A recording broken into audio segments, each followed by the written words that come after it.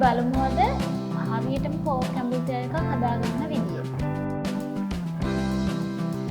තම්බල අමරගත් ගොරක paste එකට ලුණු එකතු කරන්න. ඊට පස්සේ ගම් මික්ස් දාගන්න.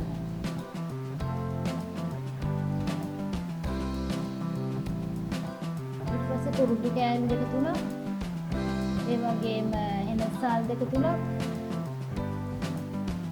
කරාබු නැටි 3-4ක්. ඊට පස්සේ හොඳට අනා ගන්න.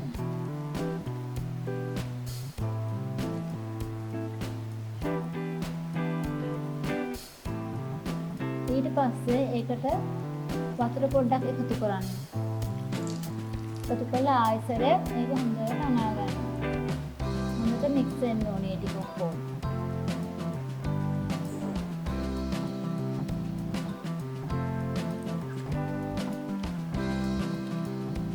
ටික් එකටම ගන්න ඕනේ. ඊට පස්සේ අපි මේ කපාගත්ත පෝක් ටික මේකට ඇඩ් කරගන්න. ඊට පස්සේ හොඳට ඒ ටික මික්ස් කරගන්න ඕනේ.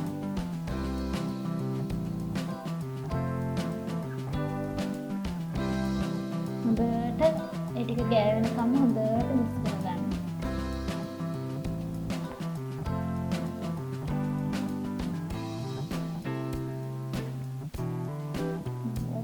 කලවම් කරගන්න.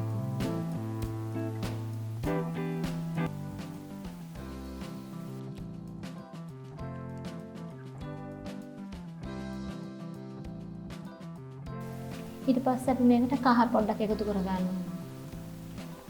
එකතු කරලා හොඳට ඒ ටිකත් මික්ස් කරන්න.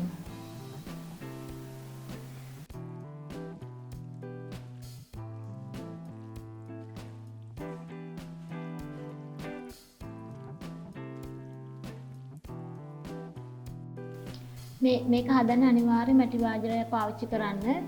ඒකට රම්පේ කරපිංච හොඳට යටට දාන්න. ඒකට උඩින් මේ වගේ අපි හදාගත්ත මස් ටික මෙන්න මෙහෙම මම අහුර ගන්නවා.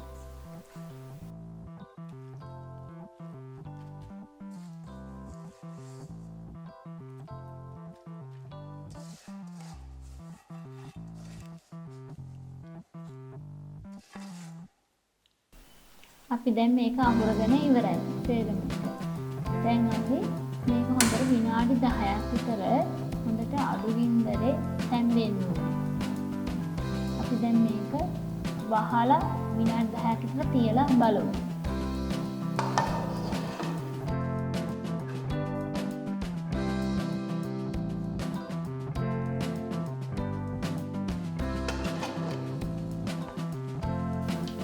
ඔන්න විනාඩි 10කට පස්සේ අපේ පෝක් කරියක යන්තම් හැඳි ගා ගන්න ඕනේ. ගොඩාක් හැඳි ගන්නේ නැහැ ඒක. ඊට පස්සේ අපි ඉස්සෙල්ලා මේකට මුකුත් වතුර එකතු කරගත්තේ නැහනේ. ඒක නිසා අපි දැන් චුට්ටක් වතුර එකතු කරගන්නවා මේකට.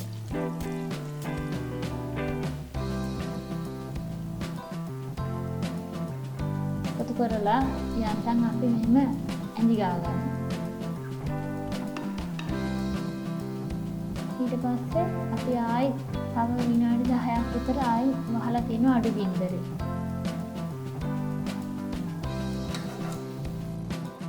මොන අපේ පෝක් ඇඹුල් තෙල් එක විනාඩි 10කට පස්සේ අපි දැන් මේක හැදලා ගන්නවා. තාම මේකේ මේ වතුර තියෙනවා.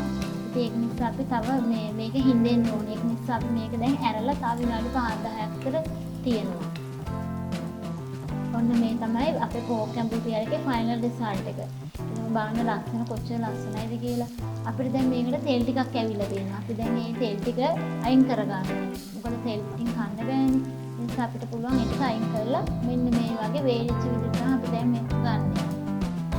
එහෙනම් පෝක් ඇඹුල් තෙල් එක හදලා රස කොහොමද කියලා බලලා අපිට කමෙන්ට් එකක් දාන්න යන්න අමතක කරන්න එපා.